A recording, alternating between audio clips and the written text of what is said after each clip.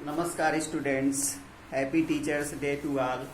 शिक्षक दिवस की सबको हार्दिक शुभकामनाएं। सबसे पहले मैं अपने गुरुओं को प्रणाम करता हूं, उनसे आशीर्वाद लेता हूं जिन्होंने मुझे प्रत्यक्ष या अप्रत्यक्ष रूप से कहीं से भी मुझे ज्ञान प्राप्त हुआ, जिनसे भी मैं उन सबको प्रणाम करता हूं।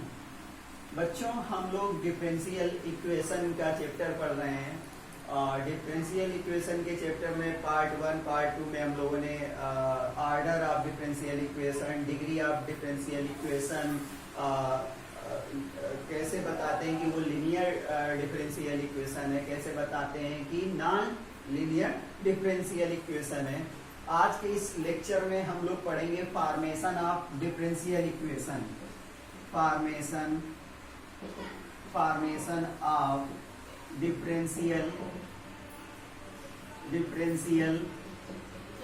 इक्वेशन, किस तरीके से हम लोग डिफरेंशियल इक्वेशन बनाते हैं वो हम लोग सीखेंगे। ये chapter differentiation of higher order derivative को भी लिंक करता है, उसमें भी कई क्वेश्चन प्रूव करने को आए थे। तो चलिए हम लोग सबसे पहले कैसे कोई भी डिफरेंशियल इक्वेशन किसी फंक्शन का फॉर्म करेंगे।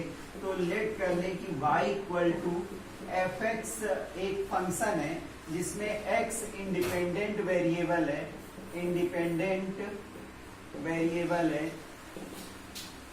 और इसमें y डिपेंडेंट वेरिएबल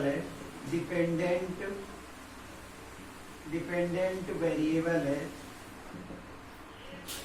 इसमें दो तरीके के कांस्टेंट यूज होंगे। एक कांस्टेंट होगा जो फिक्स होगा, उसमें कोई इधर उधर वैल्यू नहीं हो सकती है। एक आर्बिट्री कांस्टेंट होगा, आर्बिट्री कांस्टेंट होगा, जिसका मतलब है हम अपनी इच्छा अनुसार कोई भी कांस्टेंट सेलेक्ट कर सकते हैं। अभी मैं एग्जांपल देता हूं। इसको डिफरेंशियल इक्वेशन के केस में पैरामीटर भी बोलेंगे। पैरामीटर तो आर्बिट्री कांस्टेंट क्या होता है कि हम लोग कोई भी वैल्यू सेलेक्ट करें, लेकिन एक ऐसी वैल्यू जो जो फंक्शन के वेरिएबल, इंडिपेंडेंट वेरिएबल के चेंज होने पर वो अनअफेक्टेड रहता है, उस पर कोई इफेक्ट नहीं पड़ेगा। जैसे y equal to a sine x कोई इक्वेशन है, तो इसमें a इसमें आर्बिट्री कांस्टेंट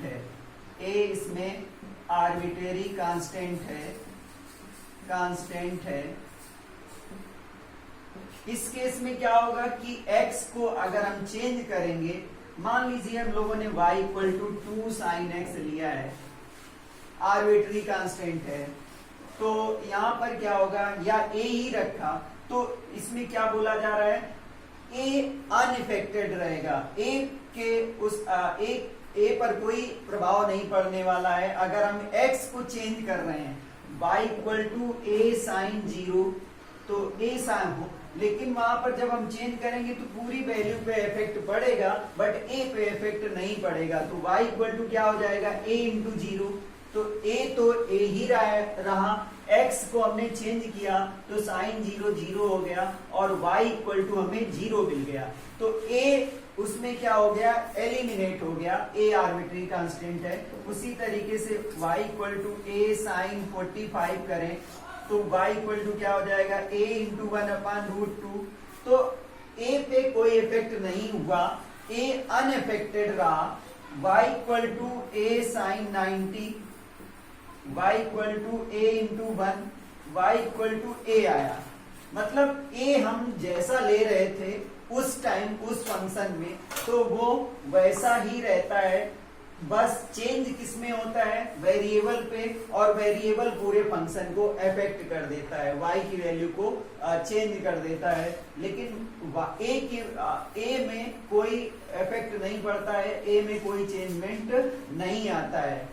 तो हम लोग आर्बिट्री कांस्टेंट को देखेंगे, आर्बिट्री कांस्टेंट कितने हैं, उसी तरीके से हम लोग डिफरेंशियल इक्वेशन बनाते हैं।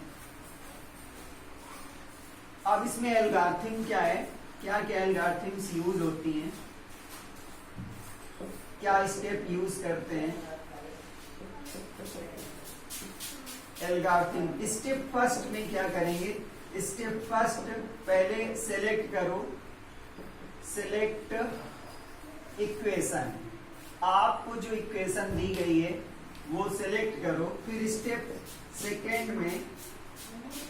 सेकेंड में select arbitrary constant, select arbitrary constant,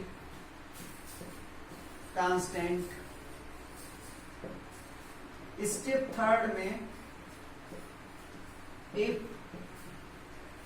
arbitrary constant r, arbitrary constant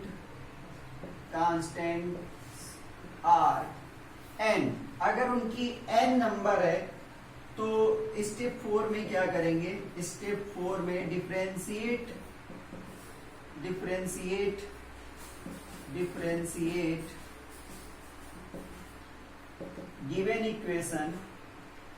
given equation up to n times. कहने का ये मतलब है कि उस इक्वेशन में जितने भी आर्बिट्री कांस्टेंट इन्वॉल्व हुए होंगे उतने टाइम हम लोग उस इक्वेशन को क्या करेंगे, डिफरेंशिएट करेंगे। इसके बाद क्या करेंगे हम लोग, एलिमिनेट करेंगे, एलिमिनेट ऑल आर्बिट्रेरी कांस्टेंट्स। जितने भी आर्बिट्री कांस्टेंट हैं उनको क्या करो, एलिमिनेट कर लो। इसके बाद जो हमें मिलेगा स्टेप सेकेंड में we will get differential equation, हमें डिफरेंशियल इक्वेशन मिल जाएगा। तो बच्चों इस ये जो मतलब टॉपिक है फॉर्मेशन ऑफ डिफरेंशियल इक्वेशन, दो बातों पे डिपेंड करता है, आर्बिट्री कांस्टेंट या पैरामीटर उसमें कितने हैं। अगर उसमें सबसे पहले आर्बिट्री कांस्टेंट सिलेक्ट कर लो, इक्वेशन को देखो, आर्बिट्री कांस्टेंट सिलेक्ट करो, जितने आर्बिट्री कांस्टेंट हैं उतने टाइम हम उसको डिफरेंशिएट करें। डिफरेंशिएट करने के बाद सभी इक्वेशंस को हम सॉल्व करें, उसमें एलिमिनेट कर दें आर्बिट्री कांस्टेंट को। आफ्टर एलिमिनेटिंग जो इक्वेशन मिलेगा हमें वो क्या होगा, डिफरेंशियल इक्वेशन होगा। तो चलिए बच्चों हम लोग एक दो क्वेश्चंस को सॉल्व करके देखते हैं और इसके बाद आप खुद प्रैक्टिस करिए और कोई भी डाउट है आप हमसे कमेंट बॉक्स में कमेंट कर पूछ सकते हैं और हमें बताने में आपको कोई दिक्कत नहीं होगी। आप इस नंबर पे भी कॉल कर सकते हो 9889304540 पे व्हाट्सएप कर सकते हो। तो क्वेश्चन है फाइंड डिफरेंशियल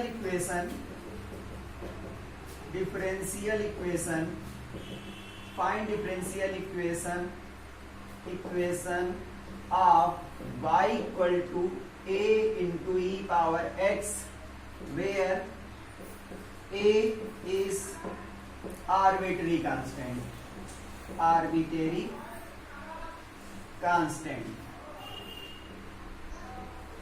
इसको पैरामीटर भी बोलेंगे। तो सॉल्यूशन क्या है, सबसे पहला काम है इक्वेशन क्या दिया गया है, a into e power x। Parameter कितने हैं, आर्बिट्री कांस्टेंट कितना है, a है, कितना है 1, ये कितना है 1। जितने आर्बिट्री कांस्टेंट उतने टाइम इसको हम लोग डिफरेंशिएट करेंगे। Differentiate with respect to x, इसको फर्स्ट इक्वेशन लेट कर लेंगे। अब इसको डिफरेंशिएट किया है तो dy dx equal to a into e power x, यही हो जाएगा सेकेंड इक्वेशन। अब हम लोग फर्स्ट इक्वेशन से सेकेंड इक्वेशन में वैल्यू पुट कर दें, put a into e power x equal to y in equation second में जैसे ही हम लोगों ने वैल्यू पुट की तो dy dx equal to y आया, dy dx minus y equal to 0, या फिर ये ऐसे लिखा मिलेगा y dash minus y equal to 0। बच्चों ऑर्डर इसका कितना आया 1 आया। क्यों आया? क्योंकि आर्बिट्री कांस्टेंट कितने थे 1 थे। जितने आर्बिट्री कांस्टेंट उतने टाइम इसको हम लोग डिफरेंशिएट करेंगे। तो इस तरीके से हम लोग इसको क्या कर पाए, इसमें हम लोगों ने ए को एलिमिनेट कर दिया। अब डिफरेंशियल इक्वेशन में वो आर्बिट्री कांस्टेंट या पैरामीटर नहीं रहेगा। इस तरीके से हम लोग डिफरेंशियल इक्वेशन क्या करते हैं, ऑब्टेन करते हैं। मान लो एक दूसरा क्वेश्चन लेते हैं, y equal to a sin x plus b cos x, a sin x equal to b cos x, where a and b are arbitrary constants. A और बी क्या है, आर्बिट्री कांस्टेंट है, मतलब पैरामीटर है। तो equation क्या given है, y equal to a sin x plus b cos x। तो पैरामीटर्स कितने हैं, पैरामीटर्स कितने हैं, a एंड b हैं, कितने हैं 2 हैं। तो इसका मतलब ऑर्डर कितना होना चाहिए, इसका 2 होना चाहिए। तो इक्वेशन सेलेक्ट करो, फर्स्ट इक्वेशन हो गई। तो डिफरेंशिएट करो with respect to x, dy dx कितना मिला, a sin x का cos x का माइनस sin x। ये इक्वेशन सेकेंड हुआ। हम लोगों ने क्या सीखा कि जितने पैरामीटर उतने टाइम उसको डिफरेंशिएट करना पड़ेगा। तो again differentiating with respect to x, तो हमें ये मिला d2y, इसको फिर से डिफरेंशिएट कर रहे हैं, d2y by dx2 equal to minus a sin x, और sin x का cos x हो जाएगा माइनस b cos x, इससे माइनस कॉमन ले लें, d2y upon dx2 equal to minus a sin x plus b cos x। ये equation number 3 हो गया। अब हमें क्या करना है, इसको एलिमिनेट करना है। तो a sin x plus b cos x equation first से y था, तो d2y by dx2 equal to minus y from 1, equation 1। तो ये हमें मिला d2y upon dx2 plus y equal to 0, या y डबल डैश होगा प्लस y इक्वल टू 0।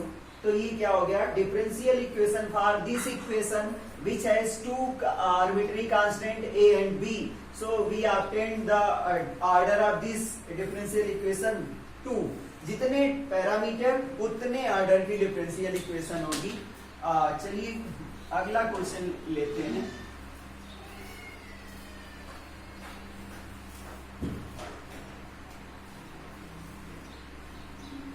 बच्चों अगला क्वेश्चन है y equal to c multiply c minus x whole square. यहां पर c क्या है, c आर्बिट्री कांस्टेंट है, c इज आर्बिट्री कांस्टेंट। तो y इक्वल टू क्या गिवन है, c minus x whole square. First equation कितने पैरामीटर हैं, पैरामीटर या कांस्टेंट कितने हैं उसमें, आर्बिट्री c ओनली 1 कांस्टेंट है, मतलब इसका ऑर्डर 1 ही रहेगा। तो differentiate with respect to x, इसको हम लोग डिफरेंशिएट करेंगे dy dx equal to c x power n से 2c माइनस x और into c minus x minus कर देंगे, क्योंकि माइनस x का भी डिफरेंशिएशन होगा। तो ये हो जाएगा minus 2c y dash equal to minus 2c c minus x, equation number second आया। अब इसको आगे डिफरेंशिएट नहीं करेंगे क्योंकि इसमें एक ही कांस्टेंट है। अब इसको हम लोग क्या करेंगे, अपने हिसाब से इसको सॉल्व करेंगे। हम लोग क्या करें, 2 को फर्स्ट से अगर डिवाइड करें तो y dash upon y equal to मिलेगा minus 2c into c minus x upon c into c minus x whole square. तो c से c कैंसिल हो जाएगा और एक ब्रैकेट इससे सॉल्व हो जाएगा। तो y dash equal to y dash upon y equal to -2 upon c minus x हो जाएगा, जिसको हम रेसिप्रोकेट कर दें तो y upon y dash equal to y dash equal to c minus x upon -2 हो जाएगा। इसको हम लोग इधर मल्टीप्लाई कर दें, इसको हम लोग मल्टीप्लाई कर दें तो -2 y upon y dash equal to -2 y upon y dash equal to c minus x मिल जाएगा। अब हम लोग इसमें c की वैल्यू निकाल लें तो ये हो जाएगा -2 y upon y dash plus x equal to c। c की वैल्यू हमें मिल गई, इक्वेशन थर्ड हो गया, इक्वेशन थर्ड c की वैल्यू मिल गई। कुल मिला के हमें पैरामीटर को ही एलिमिनेट करना होता है, तो अब हम फर्स्ट में पुट कर देंगे, फर्स्ट में पुट कर देंगे c की वैल्यू, तो y इक्वल टू क्या हो जाएगा, y इक्वल टू हो जाएगा c है -2y अपान y डैश प्लस x, इसको यहाँ पर पुट कर देंगे in bracket c -2y plus x upon y dash minus x और होल स्क्वायर। तो बच्चों इस तरीके से यहाँ पर c एलिमिनेट हो गया और ये ऑर्डर 1 का ही बना रहा, बस ये है कि उसका होल स्क्वायर हो रहा है, होने दो। तो कुल मिला के बच्चों क्या होगा, जितने आर्बिट्री कांस्टेंट, जितने पैरामीटर, उतने ही ऑर्डर का हमें डिफरेंशियल इक्वेशन मिलेगा। डिफरेंशियल इक्वेशन में पैरामीटर एलिमिनेट हो जाता है, उसमें एलिमिनेट करना ही होता है, वो हम पर डिपेंड करेगा कि हम इक्वेशंस को कैसे सॉल्व कर पाते हैं। तो इस तरीके से हम लोगों ने इसको सॉल्व किया। Thank you, have a nice day.